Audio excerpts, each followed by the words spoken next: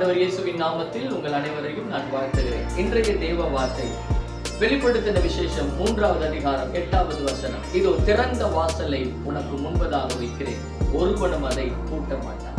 இன்னைக்கு அநேக நேரங்களில நம்முடைய வாழ்க்கையில எல்லாமே ஒரு பூட்டப்பட்ட ஒரு நிலைமைக்குள் இருக்கு. நீங்கள் எத்தனையோ காரியங்களை செய்கிறீங்க, அதுல எல்லாம் ஒரு தடையை ஏற்படுத்தி கொண்டே வருது. பிசாசு பல நேரங்களில அநேக காரியங்களை உங்களை பூட்டி விட்டுகிற அல்லது உங்களுடைய வாழ்க்கை, உங்கள் எதிர்காலத்தை ஒரு பூட்டி வைக்கிற ஒரு அனுபவத்துக்குள் இருக்கிறார். ஒரு வழி வாசலை திறக்காத ஒரு சூழ்நிலை. ஆனா இன்றைக்கு ஆண்டவர் நமக்கு வாக்குத்தத்தம் கொடுக்கிறார். இதோ திறந்த வாசலை உனக்கு முன்பதாக வைக்கிறேன்.